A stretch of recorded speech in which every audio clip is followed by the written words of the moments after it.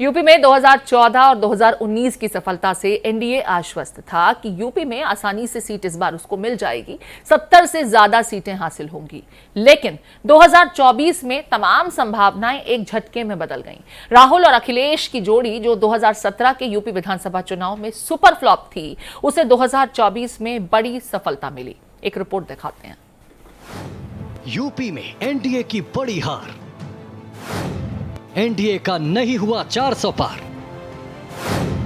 UP में NDA का ढहा किला, राहुल अखिलेश को उम्मीद से ज्यादा मिला। यह बात सही है कि दिल्ली का रास्ता यूपी से होकर जाता है, लेकिन इस बार यूपी में एनडीए को झटके के बावजूद एनडीए तीसरी बार सरकार बनाने जा रही है। लेकिन दशकों बाद ऐसा पहली बार होगा जब एनडीए की खिचड़ी सरकार बनेगी। 2014 और 2019 में बीजेपी को अपने दम पर जीत मिली थी।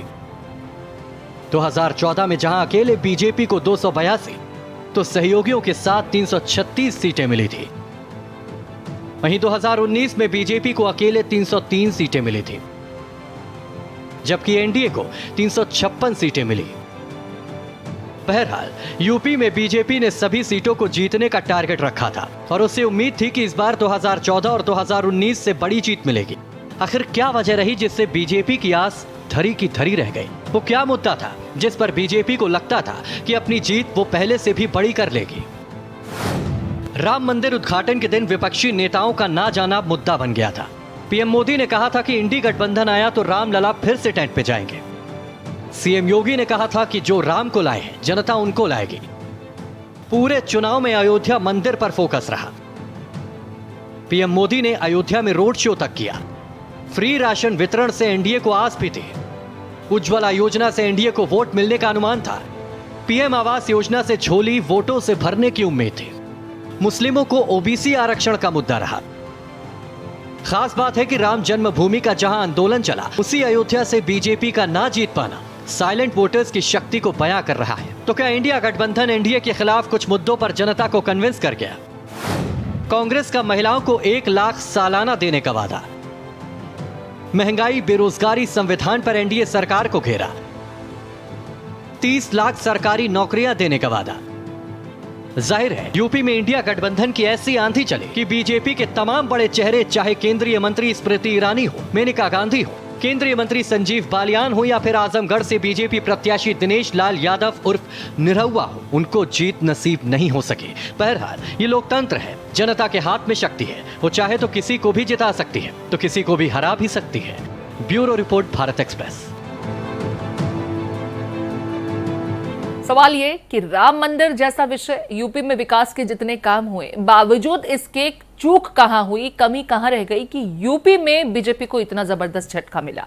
मेरे साथ रजनीश, मेरे सहयोगी, जुड़ रहे हैं।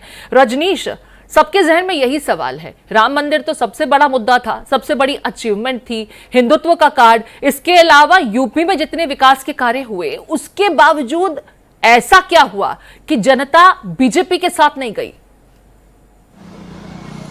देखिए, उत्तर प्रदेश सबसे अधिक भारतीय जनता पार्टी की झोली में सीट भरता था, लेकिन इस बार वही हुआ जो बराबर कहा जाता है कि दिल्ली का रास्ता उत्तर प्रदेश से होकर जाता है। तो इस बार उत्तर प्रदेश भी मौन हो गया और परिणाम सबके सामने है कि जिस भारतीय जनता पार्टी को कभी 71 सीटें मिलती थी, 62 सीटें मिलती थी, आज भारतीय जनता पार्टी उत्तर प्रदेश पे 2 नंबर पर है।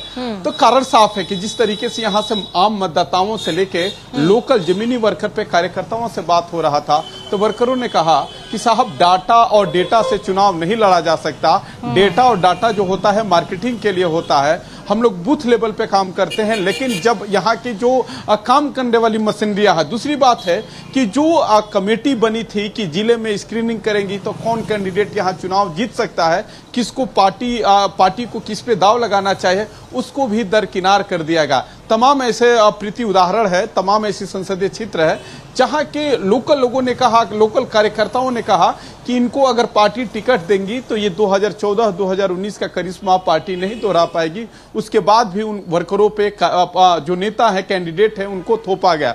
उसका परिणति यह है कि भारतीय जनता पार्टी को केंद्र में, हालांकि सिंगल लार्जेस्ट पार्टी जरूर है, लेकिन जैसे कि आप खबर में बता रही थी, तो आज भी उनको नीतीश कुमार और टीडीपी के नेता पे उनको यहाँ कुछ नामों का मैं बना के ही जिक्र आगे- करूंगी। रजनीश, स्मृति ईरानी, महेंद्रनाथ पांडे, साध्वी निरंजन ज्योति, संजीव बालियान, ये कुछ ऐसे बड़े चेहरे जिनका हारना तो कोई सपने में सोच भी नहीं सकता था।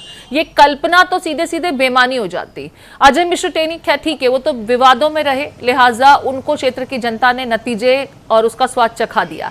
लेकिन जो बाकी बड़े इफेक्टिव और प्रोमिनेंट चेहरे थे, उनको लेकर के व्हाट वेंट रॉन्ग?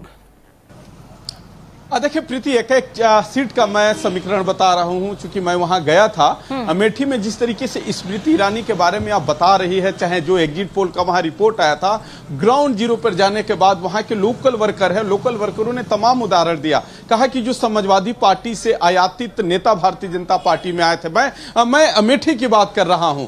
महाराजी देवी गायत्री प्रजापति के पत्नी है, विधायक है, वहां संजय सिंह को वो चुनाव हराई थी, संजय सिंह की पत्नी अमिता सिंह को चुनाव हराई थी।